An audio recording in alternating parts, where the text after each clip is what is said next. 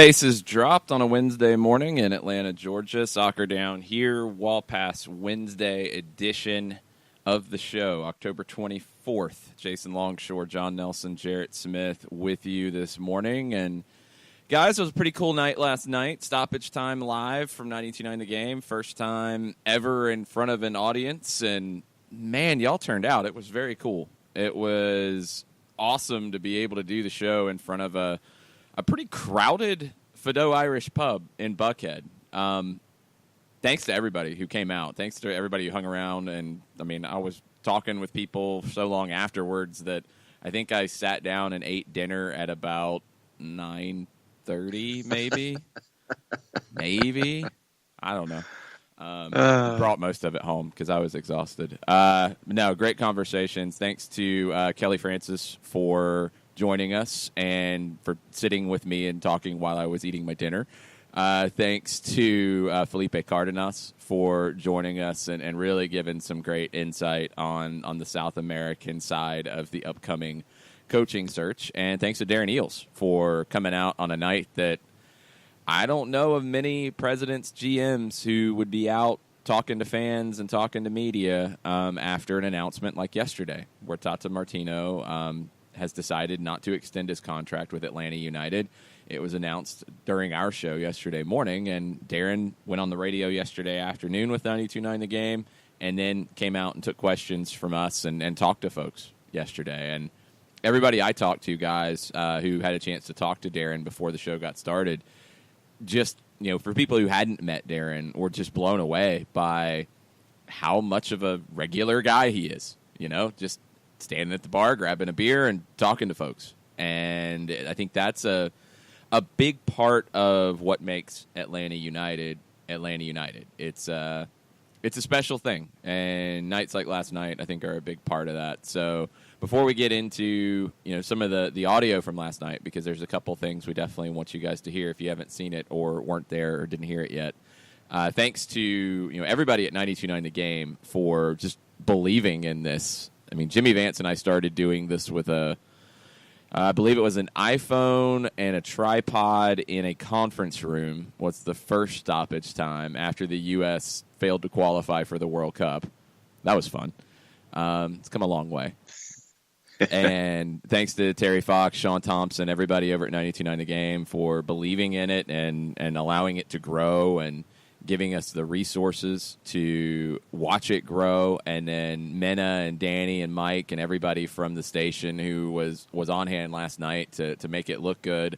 Mena's an outstanding producer, and the show looked amazing on Facebook Live. It was, you know, I mean, it looked great. So thanks everybody there. Thanks everybody at Fido Irish Pub for giving us a spot to do it and being so welcoming. And yeah, it was a crazy night. It was a lot of fun. John, you were there. You talked to a lot of folks. It was very cool. Yeah, it was. And, you know, once again, shout out to everybody who was there. And on another level, it was cool to talk to folks who listened to our show who were there. And, you know, when was it Sean who was walking around with a 2017 original scarf? Mm-hmm. I mean, that, to me, it's very cool, and it's very humbling. And Patrick Cox making a point to continue to remind me about the origins of Brunswick stew. Patrick Cox is a good man. Well, yeah, we know this. And so, you know, continuing to hammer that point home, and to see Felipe and sit with Felipe for a while, and to see Primetime Mitch, and to see Kelly Francis, and yeah, just to see Darren wandering up to catch up with you and Mike with a pint in his hand. I think that's the personification of what this club is and what they continue to aspire to be here in the footprint and turning themselves into a global brand. But no, it was a great production.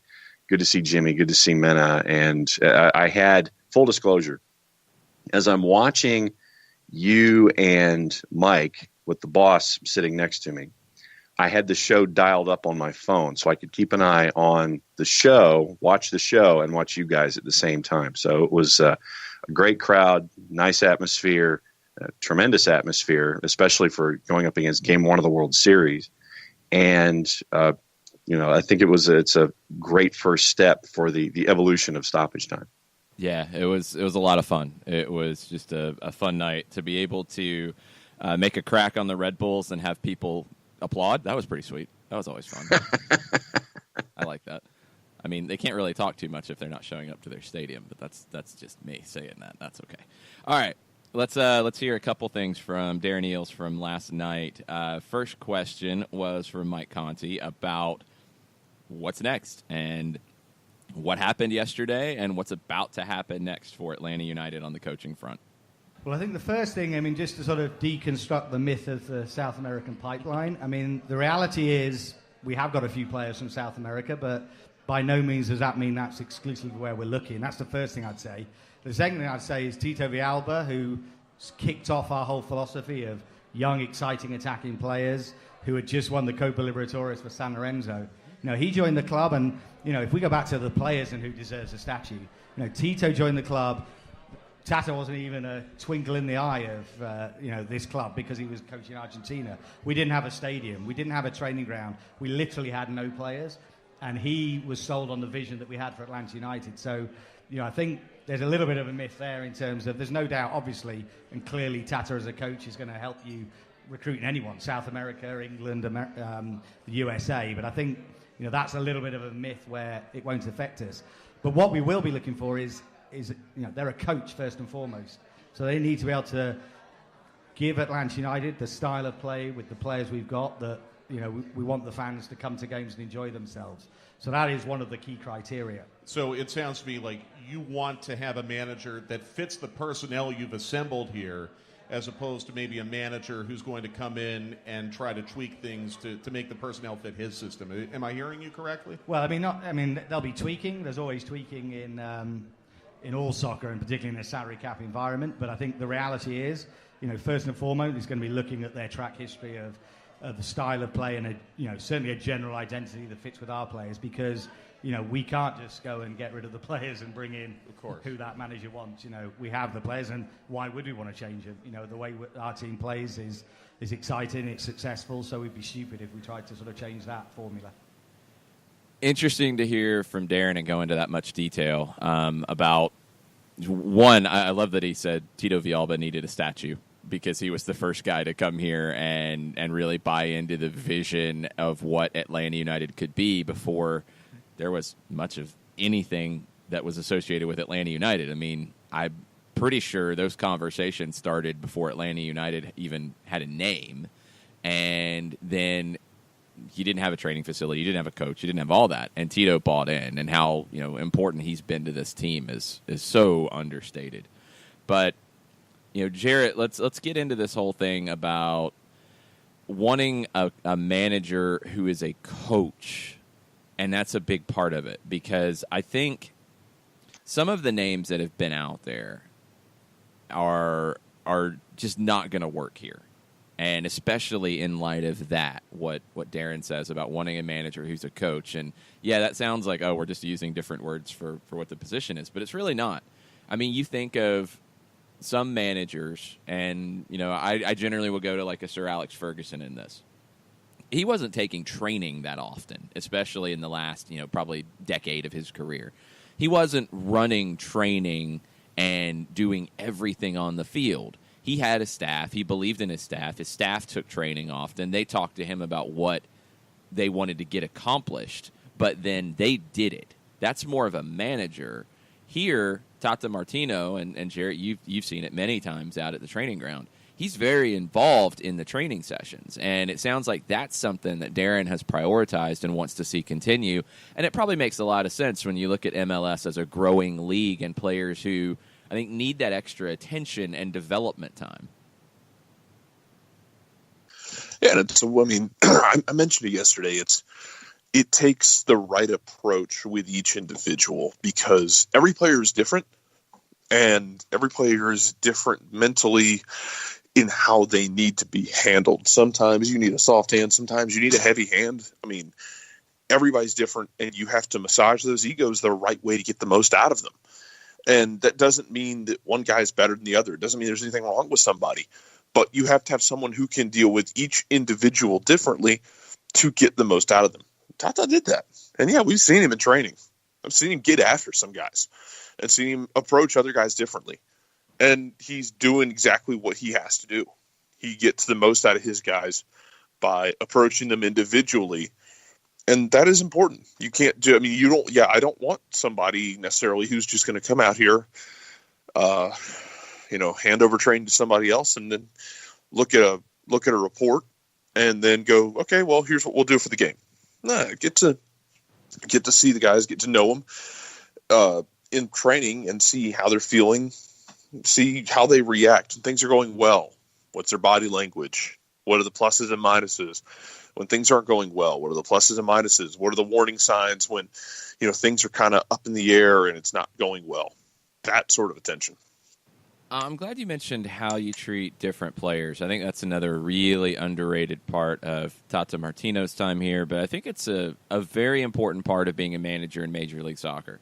We all saw the salary numbers come out yesterday from the Players Union, and you dig into it and you start to look at some of the disparities. And, yes, there are some players that you would hope that the minimum salaries in this league continue to grow. You want to get everybody over six figures. You want to see the league grow, because if the league is growing, the salaries are going to go up. It's common sense. But I think in MLS, maybe more so than a lot of leagues, you have to have a manager who understands how to treat people as individuals, because you're looking at a roster where you could have a guy making $5-6 million a year playing in the same midfield as a guy who's making $75,000 a year, and that money doesn't make the person, but you have people in completely different situations in that, and you have to treat people differently. You can't just do a one-for-all type of mentality. That doesn't work. I don't think it works, period. I'm not a fan of any manager who does that in any situation, but in Major League Soccer especially, it doesn't work. After we talked to Darren about that side of it, I had a chance to follow up with him a little bit more about what they're looking for next, what that profile could be of the next manager of Atlanta United. Here's another clip from stoppage time last night. I think it's a great point, Jason. I think there's a general philosophy that you can tell from the way that teams have played for a previous coach. So I think you get a flavour there of general philosophy. I think pragmatism and being able to tweak things is something else that you want. We don't want a total rigid adherence to a sort of setup, to the sort of loss of anything else. Right. But there's also a factor of, speak of some other, core values. We are still, with Atlanta United, I spoke a little bit about this earlier with Dukes and Bell. We're a club that is out in the community. We're still growing. We're still building. We have this great relationship with our fan base. And it's absolutely critical that the coach buys into that. So it doesn't matter if he's the best coach in the world. If he's a coach that says, I don't want my players to, for example, do the spike after the game, I don't want them to walk through the Delta Club because I want them focused, then he's not going to be for us. So, that's an extreme example, but it's important, I think, that coach that comes, whether he's from America or whether he's from somewhere else in the world, understands that we're still in a sport, in a country that we're trying to grow it, and in a city where we've got this great connection, and, there's no way we're going to lose that identity. So I think that's really important too. Interesting stuff from Darren Eales last night, talking about the upcoming coaching search. A lot of people yesterday talked about, well, you have to get a manager who matches Tata tactically. And this was something I wanted to try to dig into a little bit more is, one, Tata Martino's tactics are not that rigid. It's much more of a philosophy as opposed to a 4-3-3 that they play every match. It's not that type of setup. It's not rigid in terms of their counterattacking, their pressing. We've seen Atlanta United do both, especially this season. But I love that Darren stressed the cultural aspects of the club as something that the manager has to be bought into, because we've seen managers, coaches in all sports, when they come in and they want to make the club theirs, they want to put their stamp, their culture onto the club, and they want to change things about the way the club operates. And Darren made it clear that's not how this is going to go. This is a hire that will have to fit into the existing culture of the club about how involved these players and this club is in the community. You're not going to be able to get somebody who does not embrace that. Have we seen Tata Martino out talking to everybody all day? No, because he's a busy man. But he embraces all of the aspects of what Atlanta United is in terms of growing the soccer culture in Atlanta and in the South, and allowing his players to take part in all of that. And I think it's been very rewarding for the club, and I think it's a huge reason why Atlanta United is so successful, John. I mean, go back to Nick Alifi's story yesterday on the show. I think that's part of the personification of Tata Martino and what he means to the Atlanta United community. And I'll use that word. I'm not going to use fan base. I'll use community here. And the next individual who's going to be in charge on the touchline is going to, to what Darren said. And I loved that part at the end of the soundbite where he's like, if he doesn't want his players going through the Delta Club, if he doesn't want to be a part of this or that, then he's not going to be here. This is what has been set with this bar with the Atlanta United community. And I'd love to be a fly on the wall in the interview process with that specific topic coming across the board. And I'd love to hear what the answers are. Yeah, it's gonna be a fun search, and we'll get into more of the ins and outs of it as we go. It's a Wall Pass Wednesday. That means we're taking your questions throughout the show, your comments, wherever you want to take it. That's what we're here for today. We'll get into the MLS playoff picture, the scenarios coming up for this weekend on Decision Day. We'll get into some of the rumors. Probably talk some Copa Libertadores last night. It's a thing. We have a bit of news actually out of Columbus. Well, okay then. Let's breaking news. Hold on.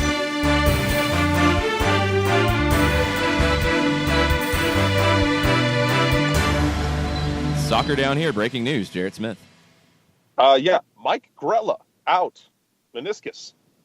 So one less midfielder for Columbus. One less midfielder for Columbus, and they have a must-win game to guarantee a playoff spot. It is against Minnesota, but they didn't get 3 points against Orlando, so nothing is decided. This is at Mopfre Stadium. They should be okay. They get Justin Merrim back for this one. He couldn't play against Orlando, but Mike Grella is out. Is he out for the season now? I believe it's 4 weeks. 3 weeks. 4 weeks. Okay, so he might. If you've ever popped a meniscus, it's just weird anyway. So yeah, so I believe it's a meniscus. Iffy. Okay, it's iffy on if he's back, and he's a valuable piece off the bench. I think Mike Grella is one of the more underrated, creative players in this league. I've always liked Grella a lot, but he just has not been able to stay healthy in his career. It's been an issue. So we're going to take your questions. We're going to talk playoffs. We're going to talk Copa Libertadores. We're going to talk rumors. We're going to talk perception as well, because this was something that came up when I was on with Jason Davis on United States of Soccer yesterday on Sirius XM-FC. I think Atlanta United has two completely different perceptions in the United States, and it's intriguing to me how that's emerged. I don't think there's another club in Major League Soccer that has that. We'll get into all that and more. Stay with us. We'll be right back. The average time a resume spends on an HR manager's desk is 7 seconds, and most of them are tossed aside. Now imagine if one of those resumes belonged to Yasmin, who was living in a shelter, juggling 3 jobs. I had to be resilient.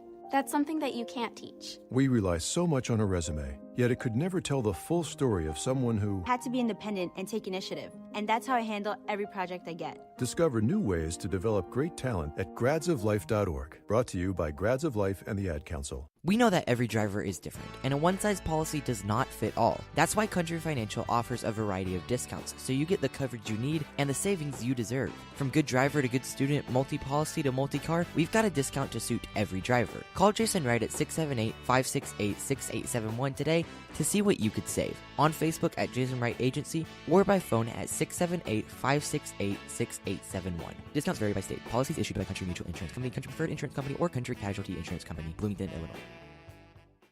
Hey, hon, what you doing with your phone? Taking pictures? No, I'm asking it questions. Like what? Hey, Bobo, do flowers have best friends? I'm sorry. I'm afraid I don't know that. Hey, follow me. I want to show you something. Look, flowers do have best friends. Whoa. Some answers can only be found in nature. Discover the unsearchable. Visit discovertheforest.org to find a trail near you. Brought to you by the United States Forest Service and the Ad Council. Soccer Down Here is sponsored by Apolinski and Associates, LLC, personal injury lawyers with over 30 years of experience. Call Steve Apolinski at 518-350-4231 or email him at steve@aa-legal.com if you need help with a wrongful death or serious injury matter. Steve Apolinski is rated one of the top 100 trial attorneys in Georgia, recognized as Legal Elite by Georgia Trend magazine for being one of the most effective lawyers in Georgia.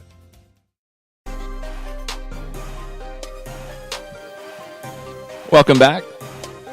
Soccer Down Here, October 24th, Wall Pass Wednesday. We'll start getting into your questions here shortly. Something else about the Tata Martino announcement. A lot of people were very intrigued by the timing of it. Sam Stejkal had a report at MLSsoccer.com that gave a little bit more light on it, and Darren followed up on that with his appearance on Dukes and Bell yesterday afternoon on 92.9 The Game. You know, the news was out there. The reports were out there. The rumors were out there. And, I mean, I think everybody was just sick of dealing with it at that point. But Darren made it clear that he did not know for sure. A resolution was not made until after the Chicago game. That, yes, Tata was not going to accept the offer that was on the table. This is not, we went round and round about it. And Mike Conti and I were discussing it last night. It's... The phrasing of it is interesting here. And I think Atlanta has been very clear in saying that he is not extending his contract. He declined the option. He declined the offer that was in front of him. He didn't resign. A lot of people would think resign means he's walking away now. He's seeing out his original contract, which was for 2 years. And he is not extending it, not accepting the offer on the table. I don't know if the offer on the table is the option that was in the terms of the contract, or if it was an improved offer. We don't know. But the announcement made it clear that it was not financial. It was not financial reasons for leaving. Sam Stejkal in his report made it clear that, look, once this was done, once it went past rumor and innuendo and got into, okay, we have a decision now, it was best for Atlanta United to announce it here. Because if you don't, let's say you decide, okay, yes, Tata, we accept your decision. We feel bad about it. We wish you would stay, but we understand. Okay, we're just going to continue as the season goes. Then what if that gets out, I don't know, the night before a playoff game or the day before a playoff game, and then that takes over the cycle, and then that's all anybody is talking about? That's not the situation you want. I think the timing actually works really well. The timing allows you to, one, deal with all of it now in a week going into your final regular season game. It's early in the week, so I think by the time you get around to Thursday, Friday, there's not a lot left to discuss about it. It's pretty much handled. And then you get down to business. And I think it also gives this season even more definition. This is about now sending Tata Martino out as a winner. And I think it gives the players a lot of extra motivation. And I know people chime in. Anytime you say something like that, people chime in, well, they should be motivated anyway. Of course. We know that. And they are. I think what this does is it gives you that extra bit of motivation, that extra thing to rally around. And that can be important. That can make the difference. You see it all the time in sports. Teams have things that happen that they make their rallying cry going into the postseason or late in a season. It's a big deal. This gives Atlanta United that. I think this is a group that loves playing for Tata Martino. They've enjoyed it. They like being with him. I mean, how often this season have we seen Tata Martino jump into the pictures in the locker room after a big win? That didn't happen last year. It's a group that just enjoys being around one another. And when you go into a season, and in this case for a lot of these guys, you go into two, and you know at the end, okay, it's going to be different. Faces are going to leave us. Big, important faces. Leaders of this group are going to leave us. Let's finish this the way we set out to finish it. Let's lift a trophy. It doesn't mean that the team wasn't motivated to do that before. It means that they have increased motivation now and a rallying point to do it. I mean, John, how often do we see these types of things in sports become a very important, powerful motivator for teams? Oh, I mean, you have the inspirational phrases. You have the T-shirts. You have them wearing them in the locker room. You have all of the rallying points from the players themselves, away from the coaching staff, where they have those heart-to-hearts with each other. And in other sports, you see it on the sidelines. You see it, in those key moments where you've got to get something done, and your team leader sits there and he's barking up and down the sideline, talking to everybody, trying to get everybody focused. One more play, one more this, one more that. And I think that once again, like we've said, not that you needed that extra rallying cry, but it's now there. And, was it clean mind, full heart, can't lose from a insert show here. So you're gonna have that kind of stuff. Don't be surprised if fans start coming out with T-shirts and that one, it ends up that way. But it is another rallying point that adds that extra little bit of emotion to send someone that you care about and have great feelings for on a bunch of different levels. You want to send that person out on top. And I think that's the key here. And I think that's something that Atlanta United has been able to create in a short amount of time. Emotion, genuine emotion. This wasn't a situation where this announcement comes out yesterday and fans are angry at Tata Martino or upset or thinking the sky is falling. It was sadness because people really like the guy. And he puts off that, we've said grandfatherly vibe. He's just a guy you like. You want to see him do well. And the team, I think, feeds off of that. And this is a very, likable team if you follow them from day to day. You've got individual personalities. That emotion, both from what they put out to the supporters and just put out into the public, but also internally as well. How often do we see the pictures on social media of different groups of players just hanging out? Whether it's, playing Xbox or PlayStation and drinking their mate on the road or going on family vacations together. That's this group, and that's by design. It is a family, and it's going to change a little bit after this season. So you want to finish it the right way. This group, Jarrett, came in, I think, with a little bit more than just, we want to have a good team. I think they honestly came in with a bit of a mission about changing what the paradigm can be for a brand new club in MLS. And I think they've succeeded regardless of the results of this year. I think Tata Martino has been an absolute success regardless of what happens the rest of the way in 2018.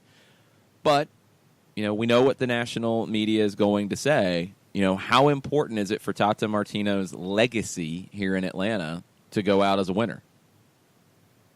I think it also helps that when it comes to building a team in Atlanta, especially an expansion team, you only had a few of the guys on this team who know about Atlanta in general and know about Atlanta sports.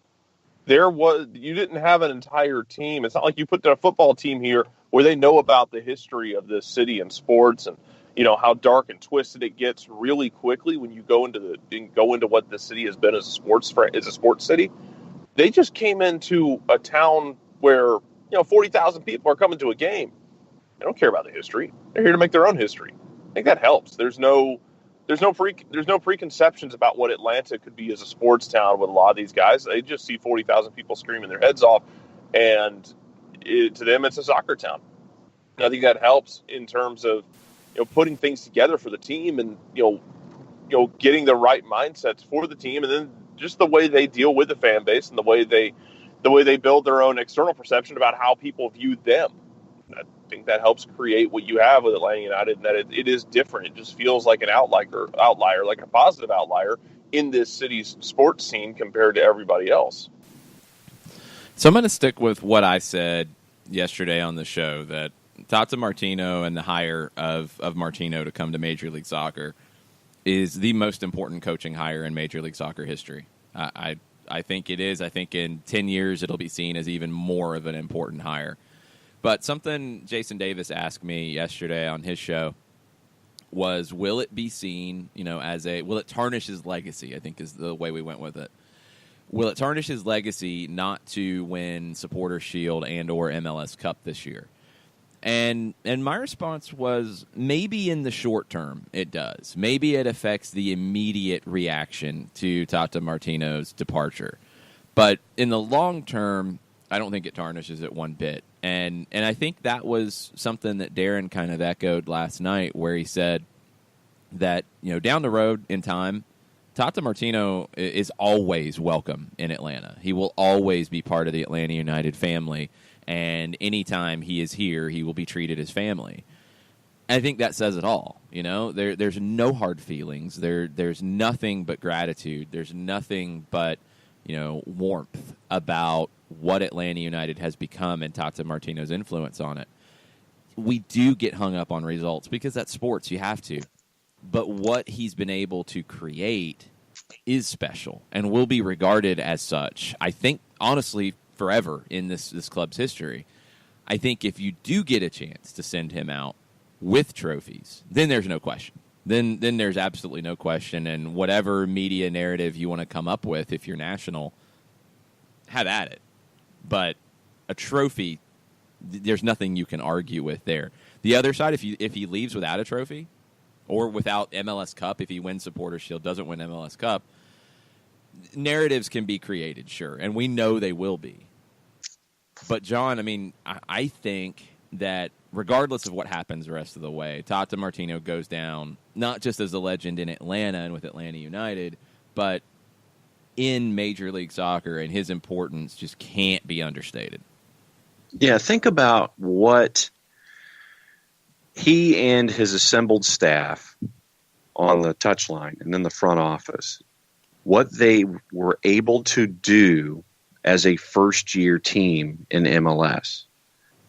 I think, and I'd like to think, that teams coming into the league going forward, and we've seen it with LAFC, teams can take what Atlanta United did as an approach to assembling a product for a first-year team and didn't treat it as the traditional expansion team.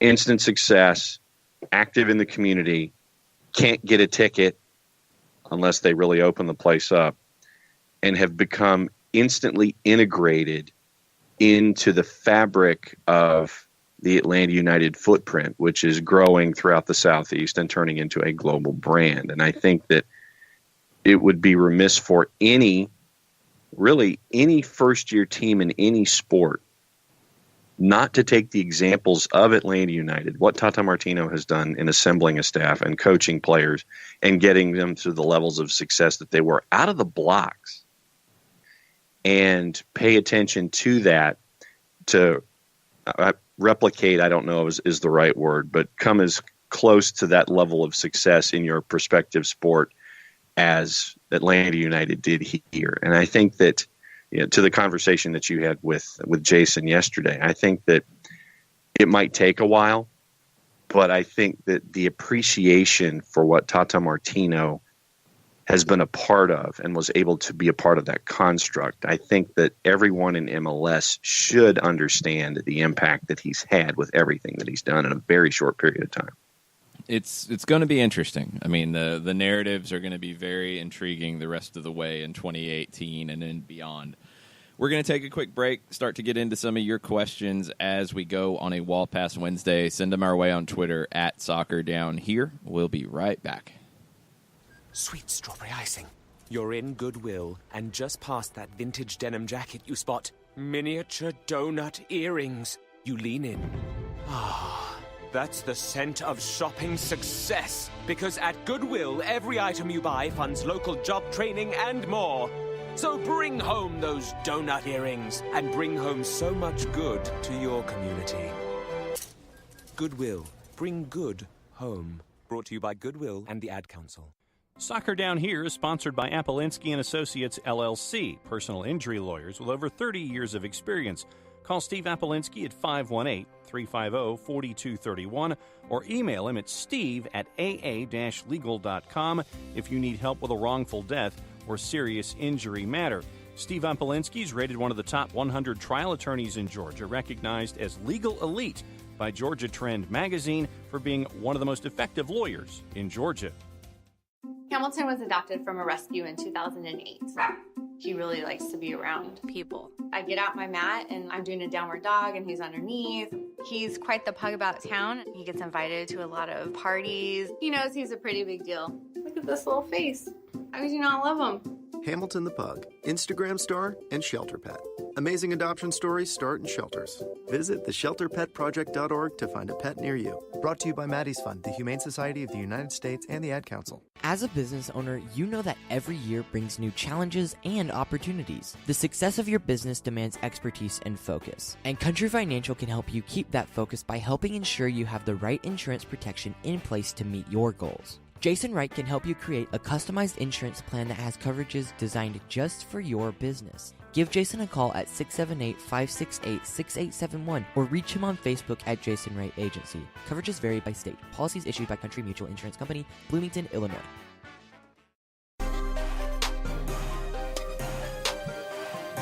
Welcome back. Soccer Down here, October 24th. It's a Wednesday. It's a well past Wednesday. We'll be getting into your questions in just a second. Shout out to the artist formerly known as TLC for chiming in on a Will Parchman, Alexi Lalas discussion that I think is really interesting. And I dug into this a little bit with Darren last night. Above and beyond everything else, and this is from Will Parchman, I think Tata's legacy in MLS will be stylistic definition. Too few MLS coaches have any sort of defined tactical profile. Tata proved you can be stubbornly unique from day one and without any MLS background. And Alexi Lalas chimes in and says, what exactly is Tata's stylistic definition? This is how the artist formerly known as TLC described it.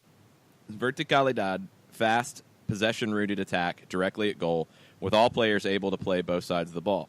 This sprinkled with pressing defense where appropriate. I totally agree. I think this is an interesting discussion that comes up when you start talking tactics, philosophy, style.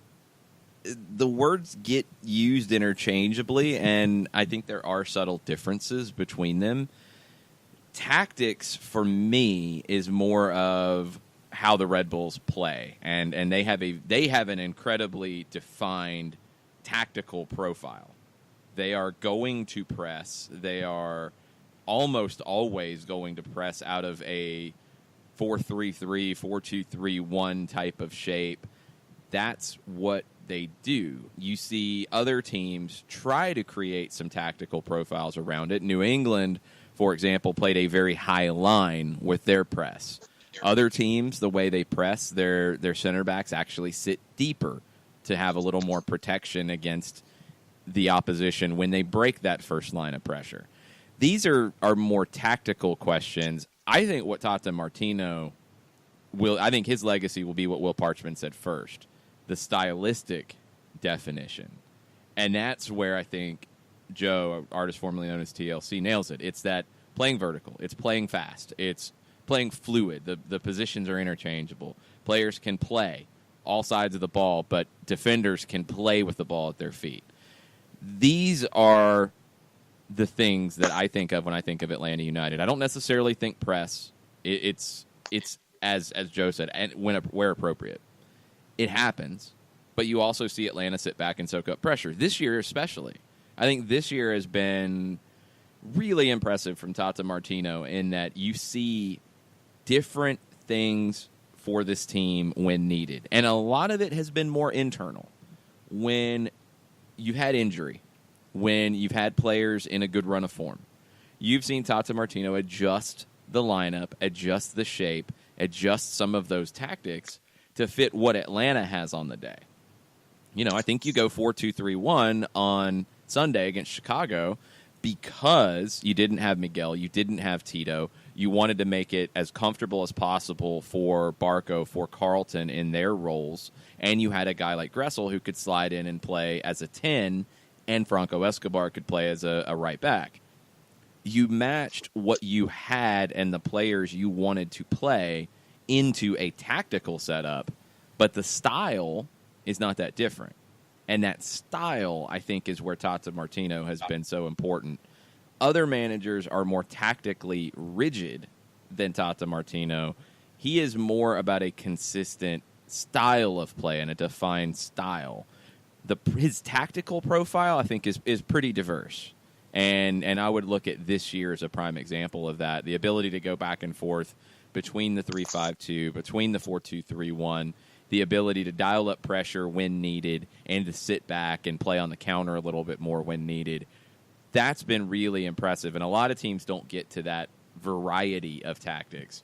Atlanta United in year 2 is a pretty difficult team to prepare for. I know the book is, well, the Red Bulls knew exactly what they were going to do, so the Red Bulls didn't change anything. They did what they were going to do anyway. That had nothing to do with it. Atlanta United believes in its ability to play. That's who Atlanta United is right now. They're not going to go into a match and say, man, we can't play through this press. We just can't do it. It's not going to happen, so we can't do that. That's not the belief this team has. They believe they can play through it. I want to see a little more variety when you get into the match and you see, okay, well, we're not playing through it. So we need to have that plan B, that fallback, that switch, that something to throw the opposition off. That's what I think we will see in the postseason if Atlanta and New York match up again.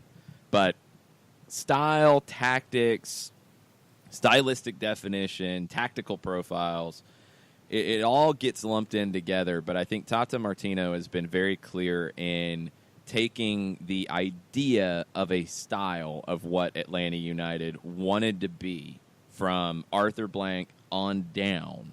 Darren talked about it consistently. Fast and fluid. Those are the words that kept getting said. Tata Martino took those ideas and brought them to life on the field, and that's what's very impressive. Did either Parchman or Alexi return Tafka's analysis? No. I did not see the chain. No, they didn't. Just thought I would ask. Put it out there. We have folks who have sent some things in for Wall Pass Wednesday. Let's hear it. All right. Lewis Martin, first off, he says, Tata will become a bigger billboard for Atlanta United when he does well at his new job. Tata can still sing the praises of Atlanta United to young players in South America. Win-win. Yeah, absolutely. I mean, whatever Tata Martino ends up doing, and I thought it was very important in the roundtable he did with South American and Mexican media over the weekend. Jorge Ramos and the Banda, Isu Banda was not there. It was just Jorge Ramos as part of the roundtable. No sirens, no bombas de Pereira, no bombas in this roundtable. But they talked about it, and Tata Martino stressed that everything that Darren and Carlos told him from day one, everything that they said would happen, happened. Everything that he asked for, he got. Everything that he wanted, he received it. And that doesn't always happen. You know, I mean, this is a man coming from the Argentine national team job that he definitely didn't get that with Argentina. I mean, he couldn't even get guarantees on what it was going to look like from a roster perspective in the 2016 Olympics. I mean, he couldn't even get that. So, you know, he couldn't get players he wanted called in for friendlies. He couldn't get the right resources. I mean, to be able to just come here and work and know that there's no questions, he's got everything he needs, that's massive. So he's going to leave with a lot of respect for Atlanta United. I think a lot of love for this city. And he's going to spread that wherever he goes. Whenever anybody asks, well, Tata, what was it like in Atlanta? Was it really as good as it seemed? Chances are he's going to say, yeah. Also on the board, Patrick Cox, he says, a great conversation after the show last night. When we win the Shield, I really want a ceremony at the Benz and full supporter section. Yeah, it's going to be intriguing to see how it goes down because the timing is so weird. You know, the perfect situation would have been you clinch it well ahead of that Chicago match. You bring Toronto supporters down and honor them in the way that they deserve to be honored. That's what's so special about this trophy is it is a supporter-driven trophy. It's not a league trophy that, a deputy commissioner comes out to hand over, and yay, we hold it up and everybody cheers. This is supporter-driven, and it would have been great to have been able to see the Toronto supporters come to Atlanta, hand it over to the Atlanta supporters. They get to hold it up and lift it in front of the crowd, and then hand it over to the team. It's such a cool tradition. I love it. The timing makes it a little awkward, but what's important is you go to Toronto and you get it done. I don't know if Toronto supporters will hand it over then. I don't know if they're going to change the way it's handled a little bit. There were reports that the Shield was in the building on Saturday or on Sunday if Philadelphia had beaten the Red Bulls.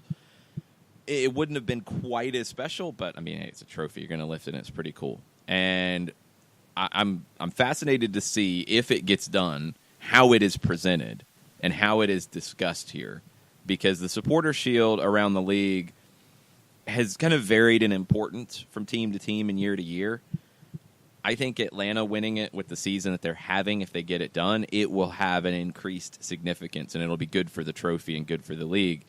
Just curious to see how they present it. But I loved what Darren said last night about, how important the Supporter Shield was to him, since this is a club that is driven by the supporters, the fan base, the culture, and how cool would it be that the first trophy the club wins is that one? Kind of symbolic in a lot of ways. And on that note, all the other stuff is in the queue, so you can take a break and come back and hit the rest of them. All right, we'll do that. We're taking a break now. We'll be back in 2 minutes. Stay with us. The average time a resume spends on an HR manager's desk is 7 seconds, and most of them are tossed aside. Now imagine if one of those resumes belonged to Yasmin, who was living in a shelter, juggling 3 jobs. I had to be resilient. That's something that you can't teach. We rely so much on a resume, yet it could never tell the full story of someone who had to be independent and take initiative. And that's how I handle every project I get. Discover new ways to develop great talent at gradsoflife.org. Brought to you by Grads of Life and the Ad Council. We know that every driver is different, and a one-size policy does not fit all. That's why Country Financial offers a variety of discounts, so you get the coverage you need and the savings you deserve. From good driver to good student, multi-policy to multi-car, we've got a discount to suit every driver. Call Jason Wright at 678-568-6871 today to see what you could save. On Facebook at Jason Wright Agency or by phone at 678-568-6871. Discounts vary by state. Policies issued by Country Mutual Insurance Company, Country Preferred Insurance Company, or Country Casualty Insurance Company, Bloomington, Illinois. Hey, hon, what you doing with your phone? Taking pictures? No, I'm asking it questions. Like what? Hey, Bobo, do flowers have best friends? I'm sorry. I'm afraid I don't know that. Hey, follow me. I want to show you something. Look, flowers do have best friends. Whoa. Some answers can only be found in nature. Discover the unsearchable. Visit discovertheforest.org to find a trail near you. Brought to you by the United States Forest Service and the Ad Council. Soccer Down Here is sponsored by Appolinsky & Associates, LLC, personal injury lawyers with over 30 years of experience. Call Steve Appolinsky at 518-350-4231 or email him at steve@aa-legal.com if you need help with a wrongful death or serious injury matter. Steve Appolinsky is rated one of the top 100 trial attorneys in Georgia, recognized as legal elite by Georgia Trend magazine for being one of the most effective lawyers in Georgia.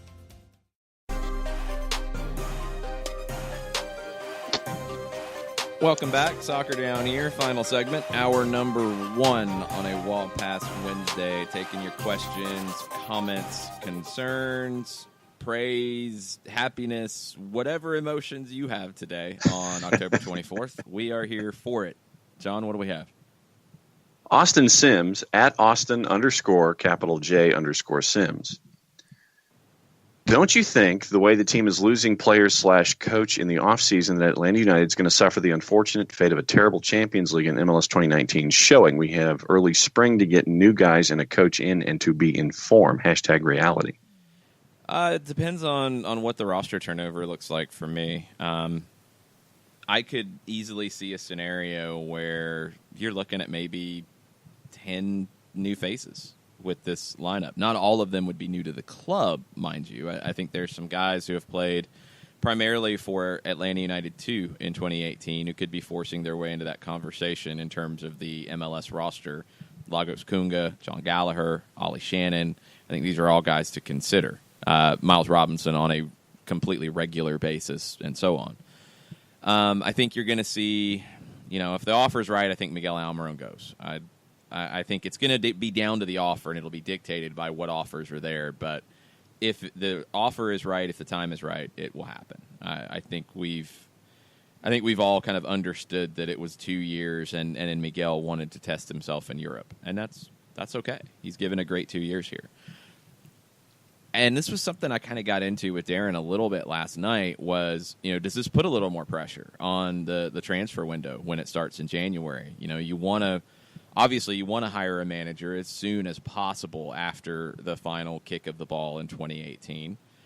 We'll talk about a couple of the candidates. We'll talk about one of them who looks like he'll be available after December 9th, if everything is to be believed out of Fox Sports Argentina. The transfer window, you want to take care of business early.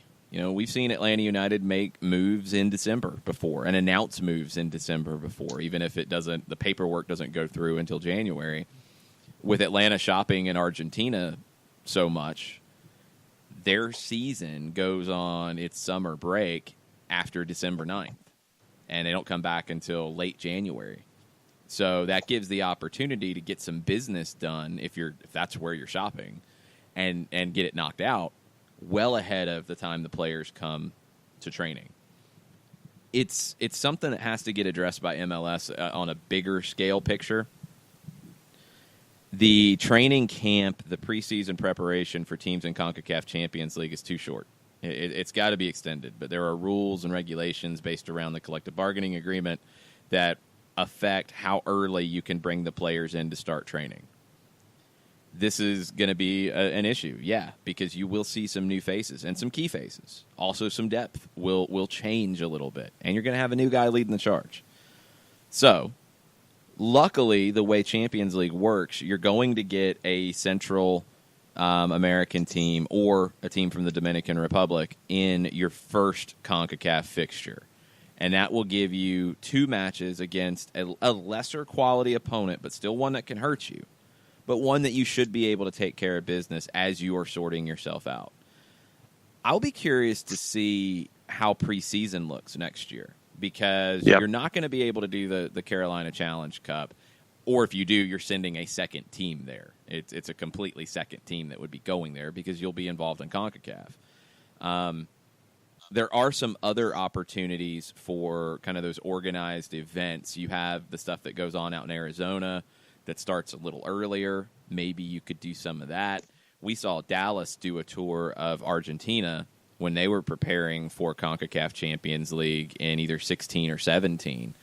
That's a possibility as well, to go down and play some teams as they are starting to ramp up for their season. You're going to be playing a lot of second teams, but it's a way you can get out on the road and bring this group together. It's something that we've seen under Tata Martino in year 1, where the team went to a training camp in Bradenton, partially because you didn't have the training facility ready yet, but partially to build the camaraderie. Would not surprise me a bit to see something like that going into 2019. They go away, maybe on a trip to an Argentina or another country where they're going to get some games, but they're more importantly going to get bonded together, both with the new manager and with the new players that are in place. So it's going to be a challenge, and it makes it more difficult, but I think it's something that can be overcome, and we've seen teams do it. The earlier you can get business done, the better. GTUTD at GTUTD1 on Twitter. What is your opinion of Frank Kudelka becoming the next manager of Atlanta United? Hashtag Well Past Wednesday. Wow, that's one I don't know much about, to be perfectly honest. I have to dig into that. And that's the thing about this role is I talked about it with Davis yesterday. I think there's a perception that Atlanta United has to hire a big name because Tata Martino is a big name and Atlanta United's a big club. And to still be ambitious, they have to hire a big name. I honestly look at it the other way. I think the ambitious move here is to hire the right name. And no matter who it is, if it's a name that we know, if it's a name that we immediately recognize, if it's a name that, hey, we've got to go do some studying and research and study up on, if it's, let's be real. Let's be real here. In the summer of 2016, nobody in the United States in the soccer community knew who Tito Villalba was. Everybody knew who Andres Guardado was. Most of your fans knew Andres Guardado in his time with Mexico. Nobody knew Tito Villalba. He was coming off a Copa Libertadores championship at San Lorenzo. We didn't know him. He's turned out okay. Miguel Almiron. He wasn't a household name in the United States. Turned out all right. Joseph Martinez, same thing. Tata Martino was a bigger name, absolutely, because of his time at Barca, because of his time with Argentina. Doesn't mean, I think Atlanta United has shown that they're going to do what's right for the club first off. They're not going to be pressured into being the New York Cosmos of the 70s. Why? There's no need to. You have a fan base that understands that this front office and this leadership group is going to do what is right for the club. There's not a Zlatan Ibrahimovic. There's not a David Villa. There's not a Wayne Rooney here. Those types of names and figures might be really important in other markets in MLS. They're not in Atlanta. Look at the jersey sales. Yeah, you've got the big names, Carlos Vela included, that are up there. You've got the new secondary kit of a Joseph Martinez and a Miguel Almiron up there. You've got a Tito Villalba, a Darlington Nagbe, and Ezequiel Barco in that conversation as well in the top 25. It's not about just big names. And Atlanta United, the badge is the star. It's not the names. The names will come and go to a degree. And, yeah, that puts a little pressure on the front office. You have to get the next guy. You have to get those moves right. That's sports. You have to bring in the guys who fit. You have to make those tough decisions. But Atlanta United does not have to get backed into a corner that, well, we're a big club, so to stay a big club, we have to keep signing big names. This is what Major League Soccer should be aspiring to. And the manager's part of it. If the right manager is out there, whether he has a glittering resume that everybody knows in the United States or a brand new name that we're all going to learn about together, has to be the right fit. It has to continue the Atlanta United culture. It has to continue that style of play, even if it's just taking a step back from what Tata has built upon that style and just coming back to attack-minded, fast, fluid. The new manager has to fit that more than a specific name or name recognition. We're going to take a break. We're going to come back. Hour number 2, more Wall Pass Wednesday after this. Stay with us. Sweet strawberry icing. You're in Goodwill, and just past that vintage denim jacket you spot miniature donut earrings. You lean in. Ah, that's the scent of shopping success. Because at Goodwill, every item you buy funds local job training and more. So bring home those donut earrings and bring home so much good to your community. Goodwill. Bring good home. Brought to you by Goodwill and the Ad Council. Soccer Down Here is sponsored by Apolinski & Associates, LLC, personal injury lawyers with over 30 years of experience. Call Steve Apolinski at 518-350-4231 or email him at steve@aa-legal.com if you need help with a wrongful death or serious injury matter. Steve Apolinski is rated one of the top 100 trial attorneys in Georgia, recognized as legal elite by Georgia Trend magazine for being one of the most effective lawyers in Georgia. Hamilton was adopted from a rescue in 2008. He really likes to be around people. I get out my mat and I'm doing a downward dog and he's underneath. He's quite the pug about town. He gets invited to a lot of parties. He knows he's a pretty big deal. Look at this little face. How could you not love him? Hamilton the Pug, Instagram star, and Shelter Pet. Amazing adoption stories start in shelters. Visit theshelterpetproject.org to find a pet near you. Brought to you by Maddie's Fund, the Humane Society of the United States, and the Ad Council. As a business owner, you know that every year brings new challenges and opportunities. The success of your business demands expertise and focus. And Country Financial can help you keep that focus by helping ensure you have the right insurance protection in place to meet your goals. Jason Wright can help you create a customized insurance plan that has coverages designed just for your business. Give Jason a call at 678-568-6871 or reach him on Facebook at Jason Wright Agency. Coverages vary by state. Policies issued by Country Mutual Insurance Company, Bloomington, Illinois. You're listening to Soccer Down Here daily on SDH Networks, a division of OSG Sports. Find us at Soccer Down Here on Facebook and Twitter. The time is now the top of the hour. Peep, y'all.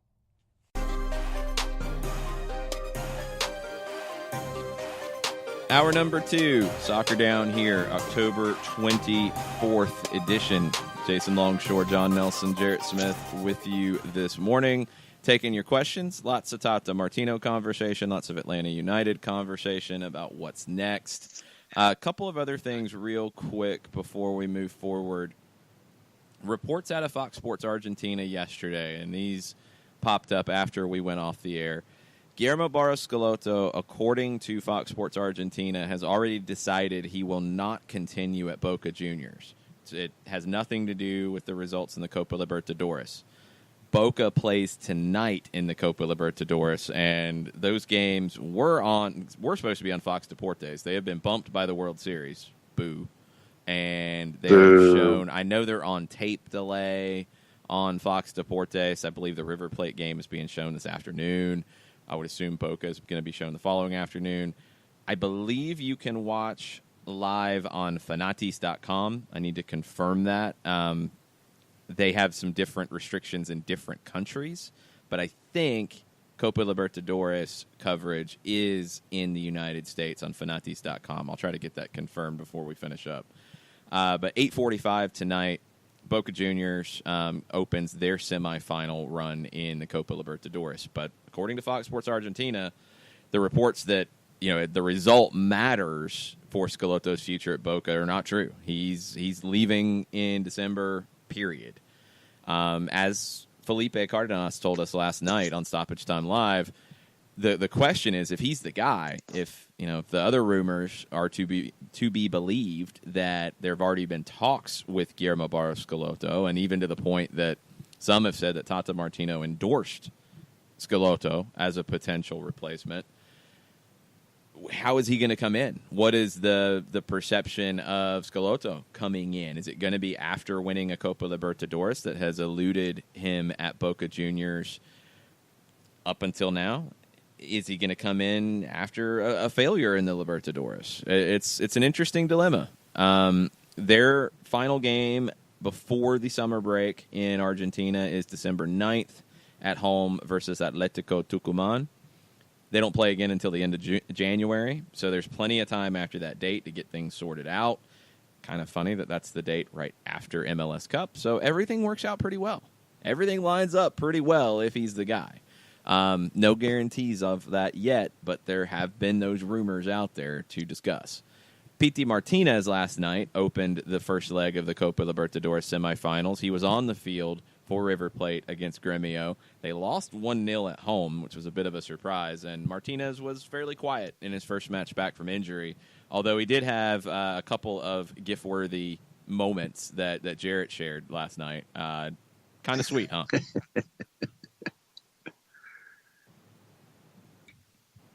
Jarrett, since you saw them.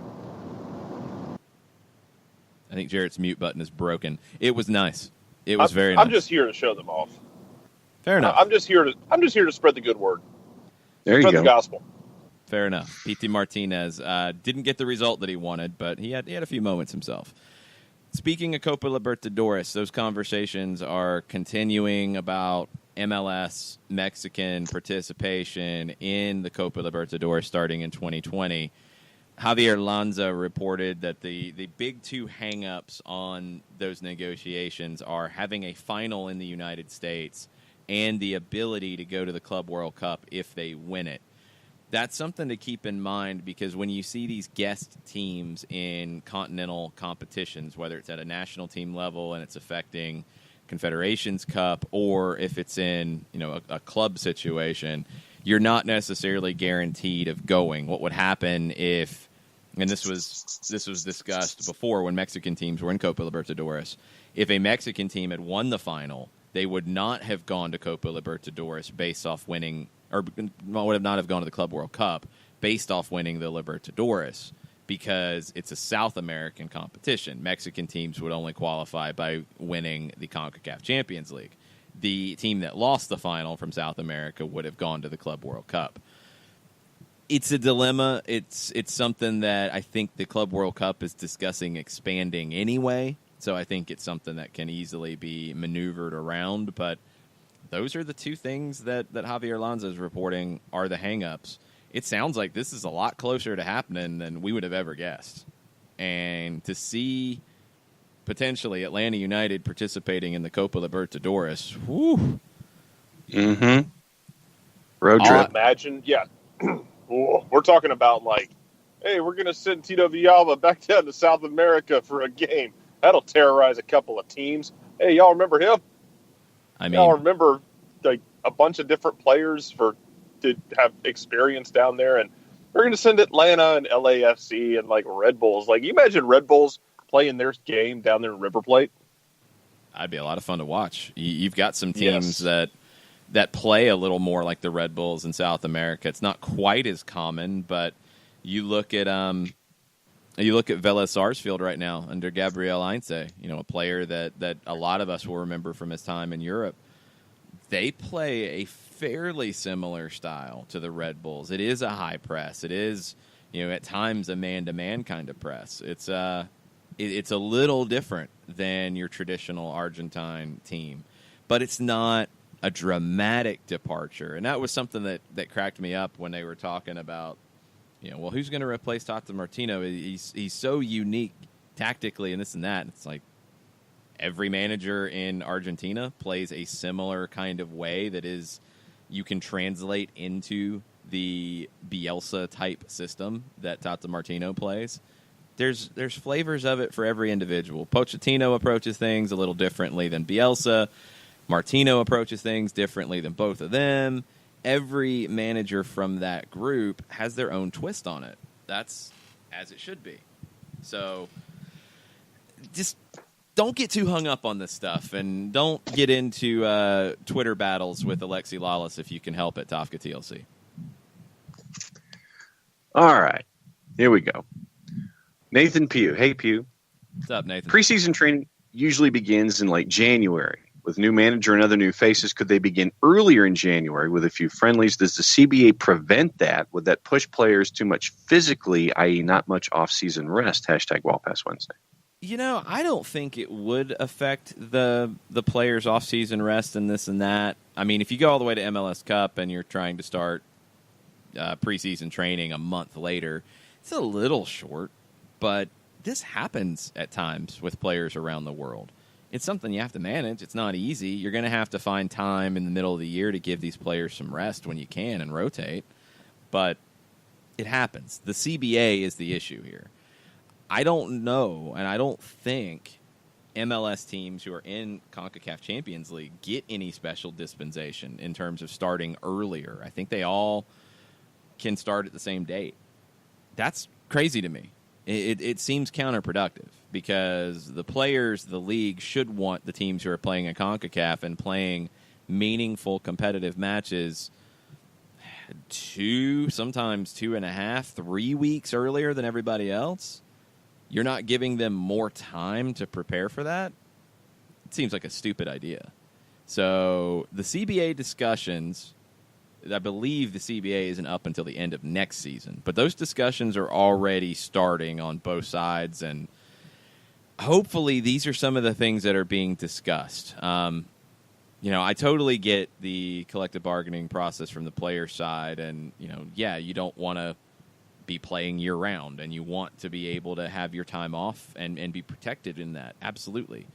But you got to figure this part out, because if you want to continue to raise the amount of money you will be paid, this is one way to do it, because MLS participation in CONCACAF Champions League and eventually Copa Libertadores and hopefully a Club World Cup, those are going to be the ways that MLS continues to grow and brings in more money from TV deals, both domestically and abroad. The performance has to be there. It's tying one of their hands behind their back to say that you can't start training until 4 weeks before your first competitive game. It's incredibly difficult. I don't think there's ever a period of time where we're always like, oh, yeah, the CBA negotiation for insert sport here is going to go great and smooth and perfect, and we'll be right back to it. There's always kind of, I think, that feeling of CBA negotiations could get interesting. They could get really interesting with MLS. They're in a transformative area of the sport in terms of history and the timeline, where there's a lot of things that could be on the table. They could push them back and punt the football down for, the next CBA with some stuff, but there could be some changes on the horizon. There's going to be, some discussions about what can be dealt with this time and next time. It should be interesting, but I want to be optimistic and think that, hey, MLS is in a better shape than a lot of the leagues around this country right now, because work stoppage is not being thrown around with MLS, and you cannot say the same about every other league, excuse me. No, it's not. It's unique that's not really an issue with MLS. Honestly, since the very beginning of the league, I think the conversation has been pretty consistent with, it doesn't do anybody any good to see a work stoppage for the league as it's continuing to grow. Both sides need to work together for sure, and both sides are going to have different things they want. They got to find the way to do it together, and I think MLS has been able to do that pretty well. I think the players understand that there is a give and take. They do have to concede a little bit to the owners as they continue to build this league and flesh it out. But the owners have to give more to the players as well, and that can be salary, that can be free agency, that can be more player movement. It's a unique situation. But, yeah, I don't think you're at a stage where you're worried about a potential work stoppage here. It just has to be done in a way that helps everybody grow the competitive level of the league. And to me, that's the number one thing. You're going to have to talk about Libertadores. You're going to have to talk about whatever this proposed league with Liga MX is, if that's ever going to happen. You're going to have to talk about all of these different aspects of it as the league continues to grow. What's that plan? Is it 30 teams? Is it 28 teams? Is it more than that? Is there a long-term plan for some form of an MLS 1 and an MLS 2? Lots of stuff. USL, there's been talk about a USL Players Union or Players Association coming together, and would that be attached to the MLS one? Would it be separate? What does that look like? That's the growth of the game. It's not easy, and the bigger you grow, what was the famous phrase? More money, more problems. Well, that's true. It happens. Then one last question before we go to break this time around, and it comes from the Colonel. Morning, Colonel. There's one American CCL spot remaining to be filled, MLS Cup winner. If Sporting or Atlanta United win the Cup, how does that place get filled? I believe the way it would go down would be that they would go into, then you'd go to the next regular season team from the 2 years. So that would be the Red Bulls. You'd have to go back to that combined table to fill it in this current format. I think it's a little different starting next season when you get back to you qualify via Supporter Shield, MLS Cup, Open Cup, and then best regular season record in the other conference from the Supporter Shield. I think that's what it'll turn to in 19. But I believe this time around, if Kansas City or Atlanta were to win MLS Cup, then it would go to the Red Bulls as the next spot for the best combined record over the 2 seasons. And there's a question that I'm going to save toward the tail end of the show from Austin that's pretty insightful, and it's a humbling question, but I'm going to save that one. But we've got a lot of other stuff in the queue for the remainder of the show. All right, we're going to take a break. Add into the queue at Soccer Down here. Use the hashtag WallPassWednesday. We'll be right back. The average time a resume spends on an HR manager's desk is 7 seconds, and most of them are tossed aside. Now imagine if one of those resumes belonged to Yasmin, who was Living in a shelter, juggling 3 jobs. I had to be resilient. That's something that you can't teach. We rely so much on a resume, yet it could never tell the full story of someone who Had to be independent and take initiative, and that's how I handle every project I get. Discover new ways to develop great talent at gradsoflife.org. Brought to you by Grads of Life and the Ad Council. We know that every driver is different, and a one-size policy does not fit all. That's why Country Financial offers a variety of discounts, so you get the coverage you need and the savings you deserve. From good driver to good student, multi-policy to multi-car, we've got a discount to suit every driver. Call Jason Wright at 678-568-6871 today to see what you could save. On Facebook at Jason Wright Agency or by phone at 678-568-6871. Discounts vary by state. Policies issued by Country Mutual Insurance Company, Country Preferred Insurance Company, or Country Casualty Insurance Company, Bloomington, Illinois. Hey, hon, what you doing with your phone? Taking pictures? No, I'm asking it questions. Like what? Hey, Bobo, do flowers have best friends? I'm sorry. I'm afraid I don't know that. Hey, follow me. I want to show you something. Look, flowers do have best friends. Whoa.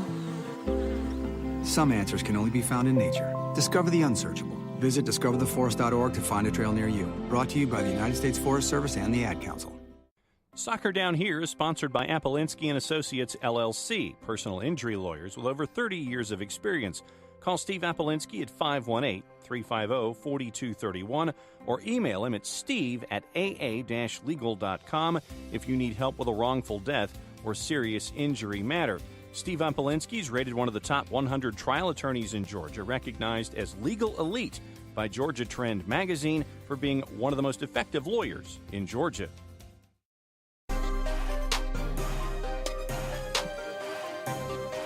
Welcome back. Soccer Down Here, October 24th, Wall Pass Wednesday edition of the show. We're taking your questions and your comments on Twitter at Soccer Down Here. John, what else do we have? Sherbs is asking to be talked down from a supposed ledge, I guess. Hashtag Wall Pass Wednesday.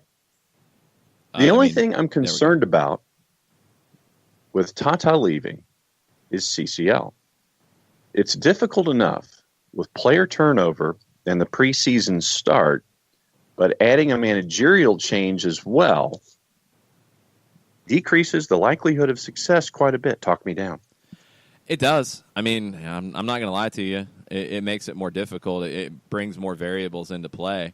It doesn't necessarily guarantee that it's going to be a failure, though. I mean, let's be real. If it's Atlanta United against Independiente from Panama, who I believe would be playing in their first CONCACAF Champions League, if that's the draw for the opening round, and let's say, I need my calendar up, let's look ahead. Let's say the tournament starts for Atlanta United on February 20th. It's been around that time each year. So let's say they start their first competitive game under the new manager and with some new players on February 20th, 2019, and they're on the road at Independiente of Panama. Atlanta United's going to have far more talent on the field than Independiente. They're going to have far more talent on the field than anybody they would play in the first round, with the exception of Saprissa. You get drawn with Saprissa, that could be very intriguing. But, you're going to have to go in and maybe simplify things a little bit. Maybe rely on your guys who know the system a little bit more. Maybe bring a high-priced designated player, new signing off the bench as he eases into the team. Stuff like that. But you're going to have that game probably February 20th. You'll have the second leg more than likely the next week, somewhere between the 26th and 28th. Your MLS season would likely start that weekend on March 2nd or March 3rd. It's not ludicrous to think that you could play a competitive game 10 days before usual with a new manager and such.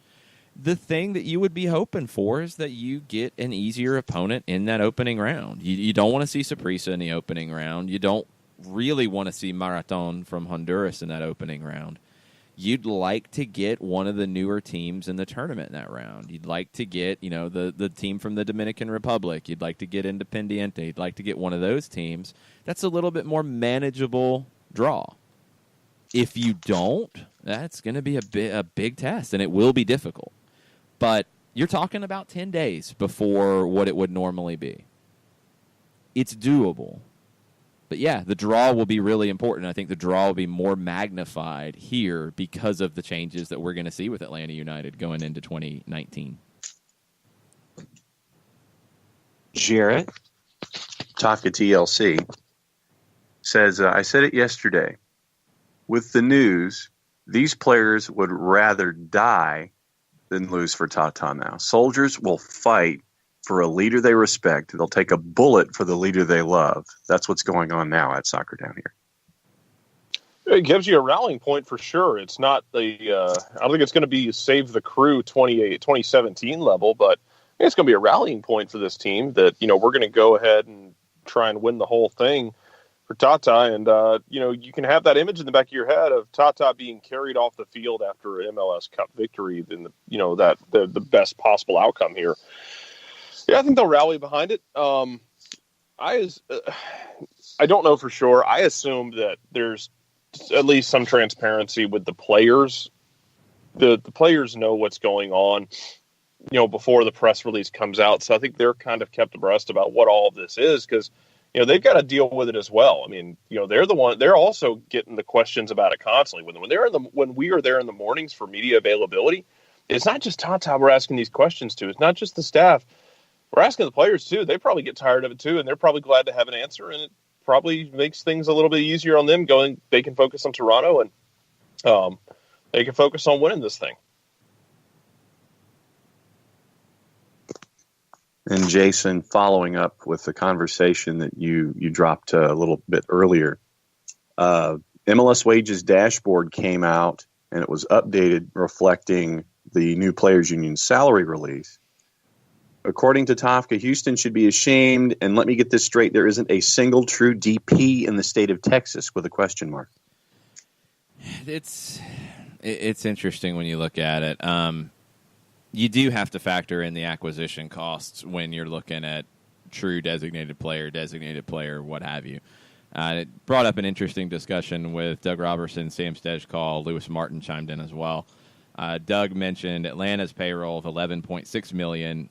Doug says that's why I chuckle when opponents consistently bring up what the team spends on players. If it spends $9 million on the front end but sells for $20 million, that's just good business and a quality gamble. I would agree. But Sam Stejkal has a great point. That good business is also a level of investment that many teams can't afford. It's a good strategy by Atlanta, but it puts them in a spending stratosphere inhabited by one or two other MLS clubs, which is true. It's nothing to brush aside. So Toronto has spent money on salary. Toronto spends more money on its 3 designated players' salaries than Atlanta spends on the entire payroll in salary. Atlanta spends on acquisition costs because it's signing younger players who are going to cost more, but part of the idea is to sell them on to recoup that money plus some. So Lewis has a good point for Sam. He says can't or won't invest. Many more clubs could invest like Atlanta, but haven't yet. And I think that's a big part of it. And Sam agrees. Sam says, fair point. Some absolutely can/should spend more on fees 100%. A decent amount can't add significantly. There are some teams that could invest in that way. I think the question has been in MLS, and this question probably won't be answered until the Miguel Almiron deal goes down, is what is the level of risk to do it this way? I don't think there's as much risk as some have historically in MLS, but you didn't have a market. You really didn't. I mean, Alphonso Davies is helping to create this market as well from a homegrown perspective. Alphonso Davies and the deal around him should 100% show teams why they invest in their own academies. We were talking about it just before we came back.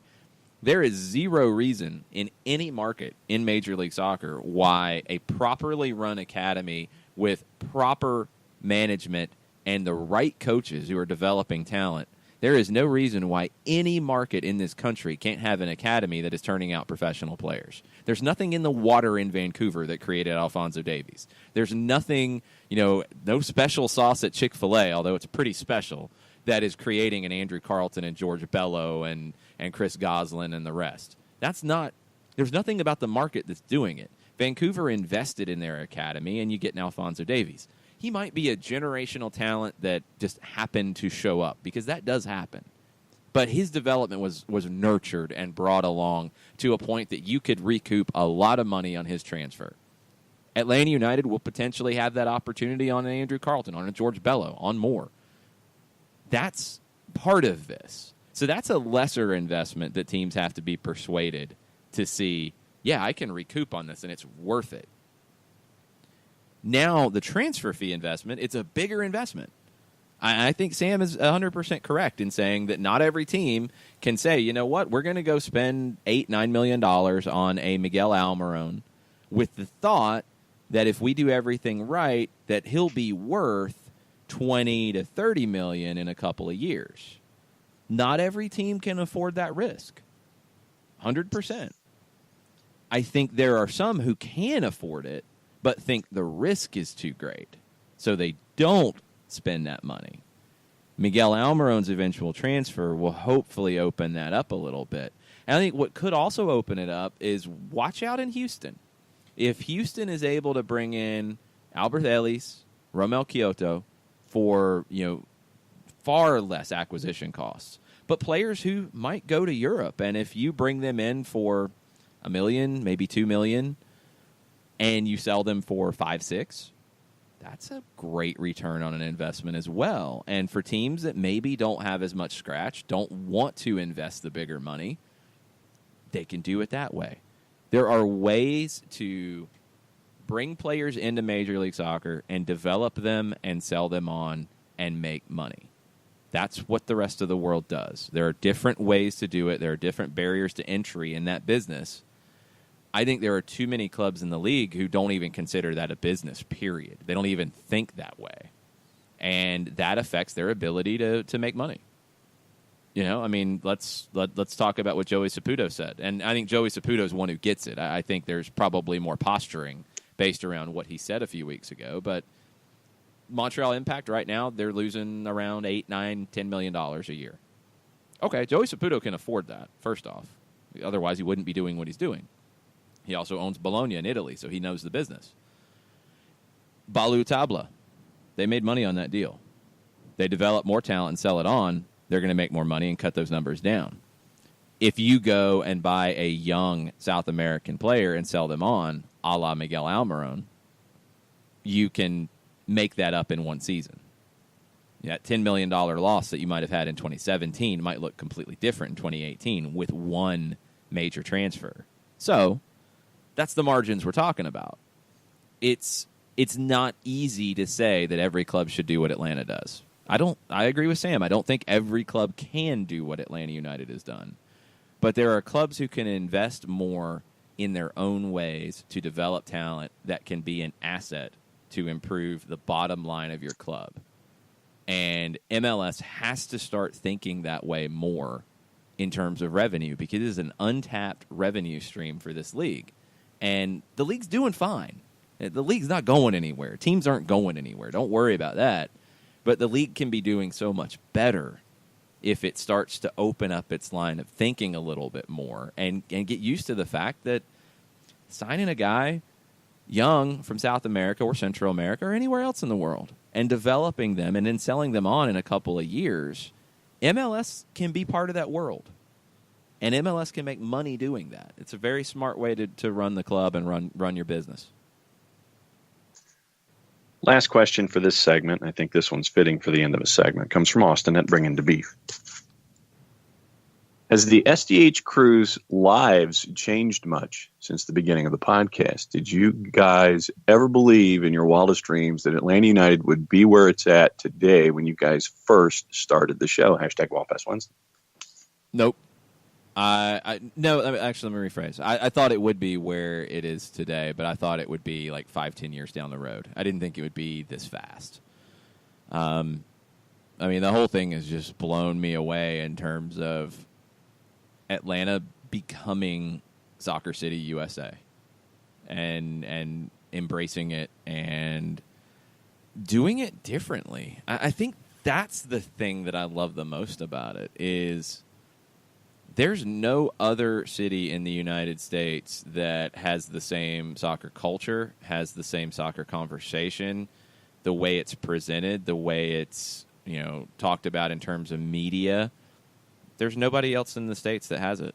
I mean, this is as close to how soccer is treated in the world as anywhere else in this country, because you have so many different contributors to what that discussion is. You have your fan driven, you have your podcasts, you have your blogs, your websites, you have your more new media, you have your traditional media, you have radio, you have TV.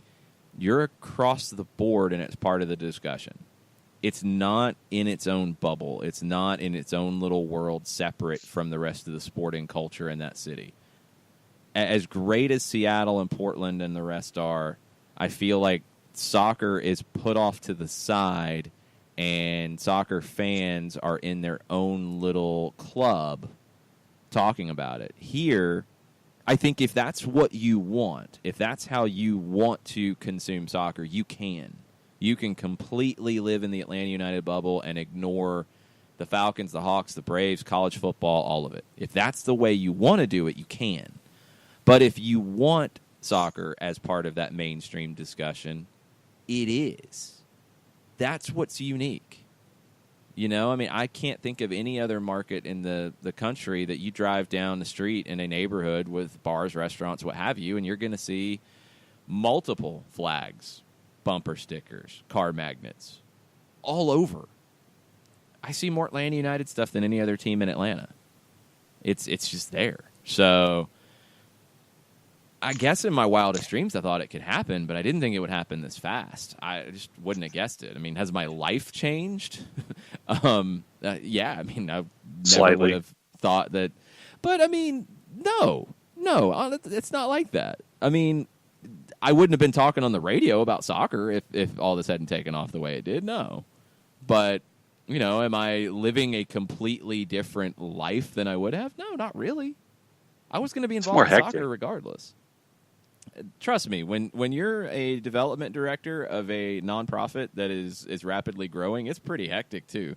So there was always hectic. That's the type of life I like. I like having lots of different things going on and running around from place to place and trying to make things grow. I enjoy it, but there are opportunities that I would have never guessed that I would have had, and that's been cool. And this year especially, getting to travel and getting to go to matches on the road and experience them. I mean, the San Jose game, being in studio to call it like we did last year for the game in Orlando was great. It was fun. Being in San Jose and watching that unfold in front of us was a whole nother level. And that's something that, I will never forget. Jarrett, what about you? I mean, from where it started to now, I don't think much has changed. The only thing that really changed for me is, what my morning routine consists of was just getting up, putting my feet up with a laptop and doing this. Now it's getting up, making breakfast for a child, and doing this. So it's mostly the background noise that's changed for me, I think. And the 2 cents that get put in occasionally by the child and her hot takes. But no, it's very humbling when folks see us in public and they sit there and reach out and they say that they enjoy the show. And considering where we started from an hour, then realizing, we needed to go to 2 hours eventually, but that was only after about 3 or 4 months that we went to 2 hours. And when you look at things from the show perspective, where it's 2 hours long, it's a changed provider, it's website, it's 3 dimensions, it's multiple programs, it's having shows based out of Charleston. The speed, I think, is what is the surprising element in all of this, and really the response of everybody toward all of this stuff, and putting up with our growth and understanding the whole thing as all of us move forward. So that I think that the growth has been the one aspect I think that might have surprised us. But the fact that it is where it is, they've been hitting all the right notes, and the fact that we've been just a very small part of it has been very cool.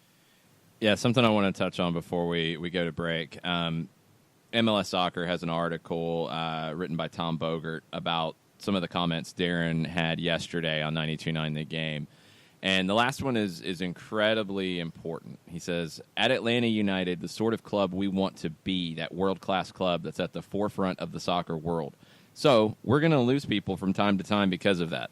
The important thing is what process we've got in place, what culture have we built up, what are our resources, what sort of owner and front office staff that we've got to keep that continuity. That's what we're focused on now. When you're putting out a world-class product, a world-class perception, a world-class vibe, yeah, people want your people, as we've seen with Miami, as we've seen with possibly the Mexican national team. Players, same thing. But this is not a flash in the pan. And if you know anything about American soccer history and you saw what the New York Cosmos did in the 70s, they built a world-class club. They did. 100%. The New York Cosmos were a worldwide, world-recognized brand. But all of those things that Darren said, culture, resources, ownership, front office staff, continuity, they didn't have that. There was no foundation. Here, there is a foundation to be able to absorb a key executive leaving, a manager leaving, a star player leaving. That foundation is built to absorb those shocks to the system and add on top of it and continue to grow. That's what is unique here. It's not top-heavy. It might look like it if you're on the outside of it and you're like, wow, they spent all this money on a transfer. They're paying this guy all this money. Wow, that's a big deal. And it is. But you have the foundation to support it and make it grow. And that's the most important part of it. I think that's the part that gets left out of the discussion far too often. We're going to take a break, come back. A little bit of news, a little bit of Wall Pass Wednesday left to go. Stay with us. We'll be right back. Sweet strawberry icing. You're in Goodwill, and just past that vintage denim jacket you spot miniature donut earrings. You lean in. Ah, that's the scent of shopping success. Because at Goodwill, every item you buy funds local job training and more. So bring home those donut earrings and bring home so much good to your community. Goodwill. Bring good home. Brought to you by Goodwill and the Ad Council. Soccer Down Here is sponsored by Apolinski & Associates, LLC, personal injury lawyers with over 30 years of experience. Call Steve Apolinski at 518-350-4231 or email him at steve@aa-legal.com if you need help with a wrongful death or serious injury matter. Steve Apolinski is rated one of the top 100 trial attorneys in Georgia, recognized as legal elite by Georgia Trend magazine for being one of the most effective lawyers in Georgia. Hamilton was adopted from a rescue in 2008. He really likes to be around people. I get out my mat and I'm doing a downward dog and he's underneath. He's quite the pug about town. He gets invited to a lot of parties. He knows he's a pretty big deal. Look at this little face. How could you not love him? Hamilton the Pug, Instagram star and shelter pet.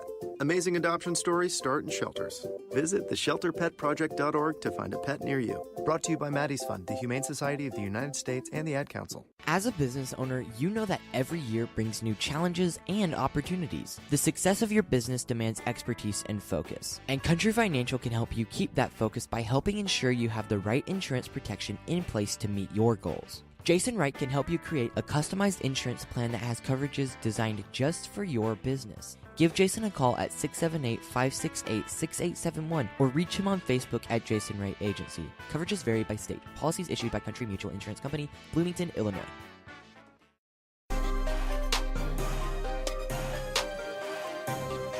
Welcome back. Soccer Down Here, October 24th. Wall Pass Wednesday. Get your questions in. Only a couple more segments to go. Tweet at us at Soccer Down Here. Some news off the field. Let's dig into this. There's some different things happening at all fronts of American soccer right now. Sources told the Mercury News out in San Jose that Chris Wondolowski's option has been picked up and he will return to the San Jose Earthquakes in 2019. Jarrett, as the leading authority figure on the San Jose Earthquakes in the Soccer Down Here universe, how does this make you feel? It makes me excited because that record is probably going to come down. Well, it might come down this weekend. You never know. It could. It's awesome that if that record comes down, he's going to do it in San Jose. I think that's right. I think it's right that he should do it there.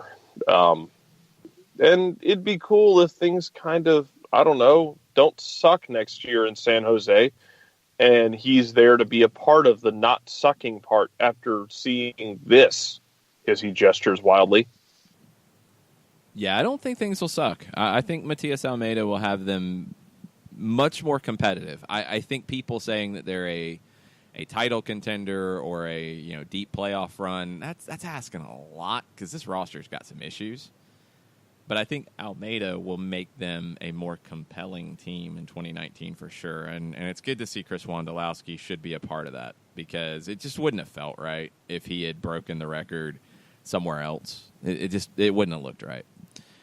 Columbus has received an extra $100,000 in TAM thanks to Ola Kamara scoring his 12th goal of the season with the LA Galaxy. It was part of the deal. It's one of the stipulations in the deal.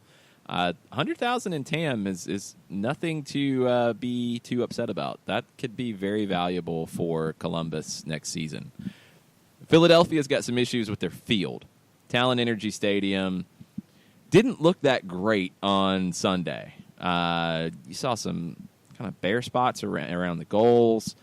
Just didn't look like it was in great shape. And Alejandro Bedoya, Harris Medunjanin both had some comments after the game about the high school playoffs that are about to be played at Talon Energy Stadium this week, saying that the field's already in bad shape. Now it's going to get worse. I think Medunjanin even talked about how important it is to get out of the knock or get into he actually said it might be better to go on the road in the knockout round because of the way the field is, because they're not going to be able to get out of the knockout round. They're not going to be able to wait until November 11th to play their first home game in the playoffs. They might have to turn around quickly and play a home playoff match in a week's time after these high school playoffs. It could be an issue. It could affect that game. So stay tuned and keep an eye on Talon Energy Stadium as everything comes together. Vancouver might have some issues in the offseason. One, they have to get a new manager. We know that. They might have to get a new center back. There's reports out of Costa Rica building from YashinQuesada.com that Kendall Waston could be leaving the Vancouver Whitecaps. If he's going to go, hopefully you've got him under a good contract and you're able to make a nice transfer fee, because I would think that Waston would get you a pretty nice return. Two, that's a big hole to fill. And as you bring in a new manager and the style of play changes and it's not as predicated on dominating set pieces where Waston has been incredibly valuable, maybe you can weather this and make it work. But Waston's more than just a set piece guy. I mean, he's one of the better center backs in the league. So this is going to be a big loss for Vancouver, and we'll see what they end up doing next on this, and more importantly on the manager side. Marc Dos Santos is considered the favorite to be the new manager there, but nothing's done yet. A couple things on other cities. Charlotte has a new NISA team that's been announced. It is unrelated to the original NISA group in Charlotte, 704 FC. It has nothing to do with them. The announcement, as all of the NISA announcements, was kind of vague. There's not really anything on ownership groups or any of that yet. It's a very strange way of announcing these markets to me. It feels like they're hiding, might be a harsh word to use, but without a whole lot of information in it about who the owners are, what the plans are, it does kind of feel that way. It feels like things are being kept under wraps, and normally that's not for the best of reasons. So we'll see. But with the independents there, and now with the potential of David Tepper and the Carolina Panthers thinking about more soccer stuff, things could get interesting in Charlotte, so keep an eye on it. And as Jarrett broke yesterday, the Independents will not be affiliated with the Rapids going forward, so that could change things a little bit for how the Independents operates, as they'll be moving into a refurbished Memorial Stadium in the next few years, and that's going to give them, I think, a jolt in terms of the business and fan base and all of it. Expansion, Detroit. There's a great piece over at Soccer Stadium Digest about their plans as things are starting to come together. The highlights are Ford Field would receive an estimated $25 million in renovations to accommodate Major League Soccer. New locker rooms, other improvements to make it more suited for soccer. One thing that had been discussed that will not be part of it is converting from a fixed roof to a retractable roof. So it would be an indoor stadium. It would have a roof that stays there. It's not going to move. That's something that some people like, some people don't like. The training academy that they're talking about is estimated at $50 million. It would be constructed at the corner of Woodward Avenue, 7 Mile Road. An additional $20 million would be spent to develop soccer fields and parks over a period of 3 years. I love that part of it. I love that this is a group that if they get the expansion bid, one, they'd be playing in a bigger venue with the opportunity to downsize as needed. Two, they're investing heavily in a training academy that $50 million is going to be one of the most expensive in the league. And three, they're thinking about that grassroots groundswell of growing the game in their community by investing $20 million to develop more soccer fields and parks in the community. It's massive. What do you think, John, about Detroit and their chances in this next round of expansion?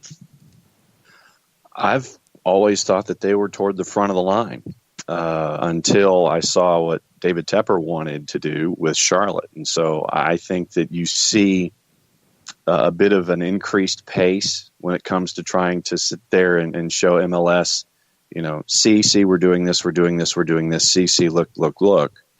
I think that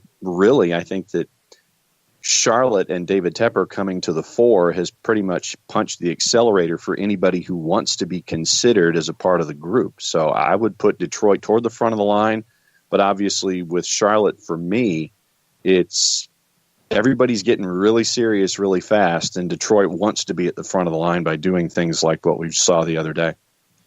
I think the one thing that has to get determined sooner rather than later is what this next process looks like. And I would assume we'll get an announcement around MLS Cup about this next round of expansion, if it will be going to 28 and Austin is one of them, if it's going to 30 and Austin is one of them, and there are 3 spots open, what the timelines are looking like, because Detroit's ramping up, talking a lot of public stuff about it. St. Louis now.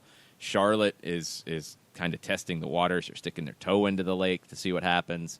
San Diego has a vote that is pretty critical for them. Sacramento's still chugging along. Raleigh is still chugging along. You have some different things going on, and I think it just needs some definition as to what is next. What is the process going to look like for the next round of MLS expansion? We're going to take our final break, come back, wrap up the show with your Wall Pass Wednesday questions, comments, and such. Stay with us. We'll be right back. The average time a resume spends on an HR manager's desk is 7 seconds, and most of them are tossed aside. Now imagine if one of those resumes belonged to Yasmin, who was living in a shelter, juggling 3 jobs. I had to be resilient. That's something that you can't teach. We rely so much on a resume, yet it could never tell the full story of someone who had to be independent and take initiative. And that's how I handle every project I get. Discover new ways to develop great talent at gradsoflife.org. Brought to you by Grads of Life and the Ad Council. We know that every driver is different, and a one-size policy does not fit all. That's why Country Financial offers a variety of discounts, so you get the coverage you need and the savings you deserve. From good driver to good student, multi-policy to multi-car, we've got a discount to suit every driver. Call Jason Wright at 678-568-6871 today to see what you could save. On Facebook at Jason Wright Agency, or by phone at 678-568-6871. Discounts vary by state. Policies issued by Country Mutual Insurance Company, Country Preferred Insurance Company, or Country Casualty Insurance Company, Bloomington, Illinois. Hey, hon, what you doing with your phone? Taking pictures? No, I'm asking it questions. Like what? Hey, Bobo, do flowers have best friends? I'm sorry. I'm afraid I don't know that. Hey, follow me. I want to show you something. Look, flowers do have best friends. Whoa. Some answers can only be found in nature. Discover the unsearchable. Visit discovertheforest.org to find a trail near you. Brought to you by the United States Forest Service and the Ad Council. Soccer Down Here is sponsored by Apolinski and Associates, LLC, personal injury lawyers with over 30 years of experience. Call Steve Apolinski at 518-350-4231 or email him at steve@aa-legal.com if you need help with a wrongful death or serious injury matter. Steve Apolinski is rated one of the top 100 trial attorneys in Georgia, recognized as legal elite by Georgia Trend magazine for being one of the most effective lawyers in Georgia.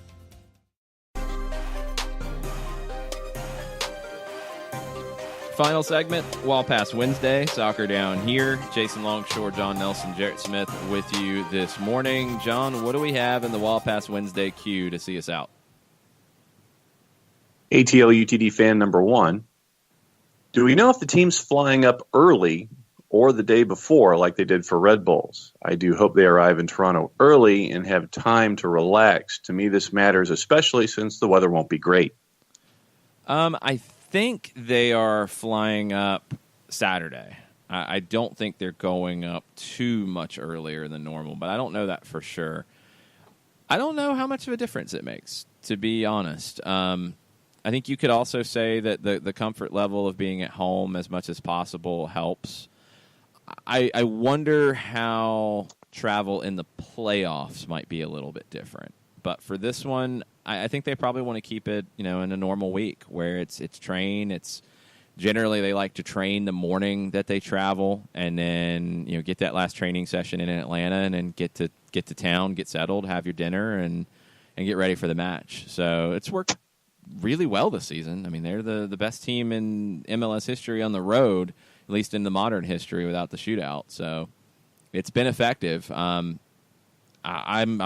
really curious to see what the weather conditions are going to be. The reports are not looking great for this weekend in Toronto. Swickster wants to know about yellow card accumulation. Okay, so the way that works now, going into this week, and playoffs will be different. You cannot, basically yellow card accumulation's wiped out. So if you were on the edge of picking up one more yellow on Sunday and you'd miss a game, that's wiped away. You're not going to miss a playoff match due to yellow card accumulation. Now, if you get a red card on Sunday, you're missing the first playoff game. That has nothing to do with it. Yellow card accumulation is clean now.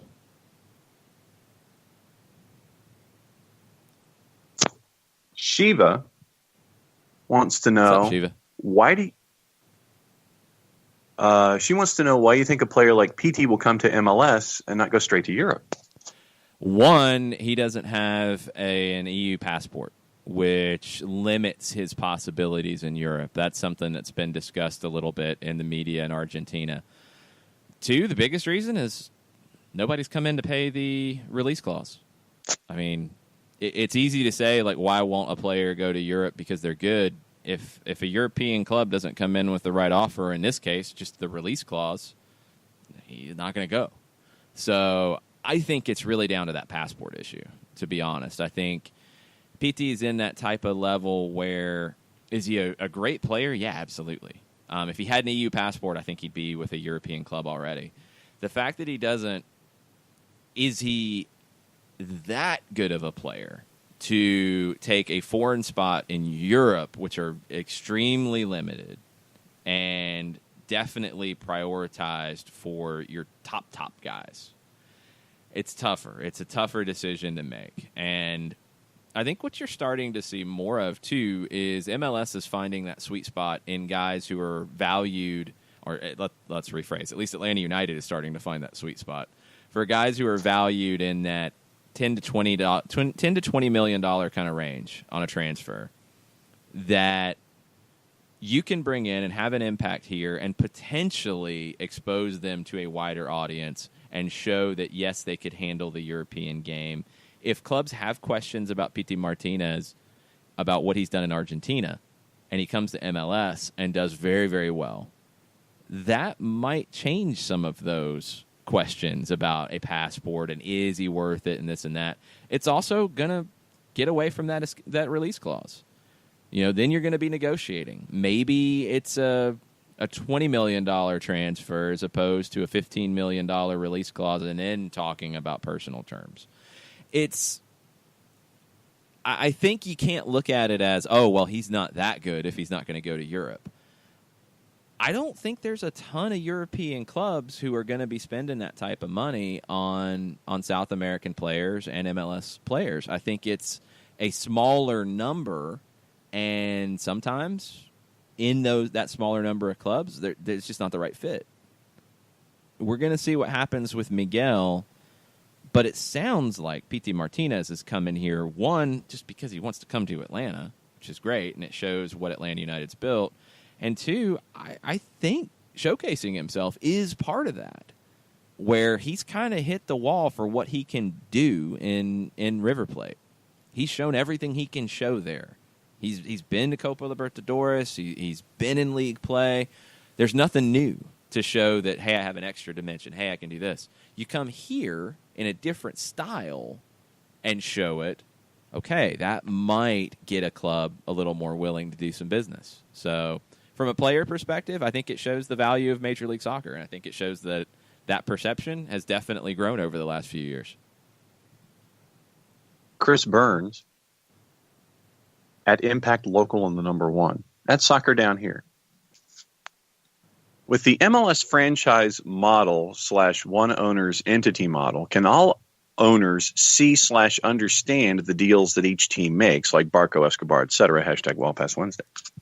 I don't know. I don't think they have any say in it. I don't know if they get to see individual club business in these types of deals. I'm not sure. I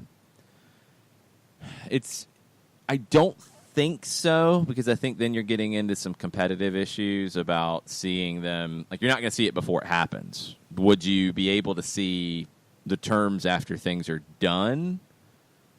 Maybe. I don't know if that would work or not. I don't know if that would make sense or not. I don't think it affects clubs being able to do what they want to do, though, and that's the most important thing. It's not like you're having to get a sign-off or anything like that. Back in the day, you did. If you wanted to make one of these signings before you had designated player rules set up, the league had to sign off on it, and other teams had to sign off on it if the league was going to invest in a player outside of the budget. And, yeah, there were players making more than the maximum salary charge from day one in the league. It just wasn't publicized that way. Salary cap has always been flexible in Major League Soccer. So, Jorge Campos negotiated I believe it was a Ferrari into his first contract. And I can't remember what the terms were to actually get it done, but the league was kind of holding off on it. And after the Galaxy's first match in front of about 68,000 people or so at the Rose Bowl, and they kept having to remove the tarps because people kept coming, Jorge Campos' agent called up MLS and said, yeah, I'll be having that Ferrari now, and it's time to get it done. And had to go buy him his car because that was part of the deal. I don't think that hit them on the salary cap. And then Swickster with a clarification for his first question. He says, what happens if players on 4 yellows get a 5th against Toronto FC? Are they still suspended for the first play? No, nothing. It's wiped clean. It's completely clean. You're not picking up you're not getting a yellow card accumulation suspension in the first round of the playoffs. It will not happen. And then, Jarrett, last thing on the board, I'll start with you here from Tafka, and it's a 2-step, but he says, is it fair to say that if a club can't spend more than the level Houston is consistently restricting themselves at, they don't deserve to be in top-tier professional sports in the United States? I'm leaning toward a yes, that is fair. I mean, I think it's harsh to do it right now. MLS is in a transitional phase where teams are taking that jump. Some are not. Like, you're going to have this for a bit, I think, and we've already seen it that you've got some teams that are willing to spend and some that aren't right now. That's going to shake itself out eventually, and the pressure will mount one way or another. I just don't know if right now is the time to have that conversation, but I definitely understand anyone's frustration about it. Yeah, I mean, it's not that easy, and this isn't new to American or North American professional sports. I mean, we've seen these conversations in baseball. We've seen them in, I believe, in the NBA, not so much in the NFL. I think something that MLS would be very smart to do that, you guys correct me if I'm wrong, I think the NFL has it in place. I'm pretty sure the NBA has it in place, and Major League Baseball might have included it now. A spending floor, I think, is very NHL. important.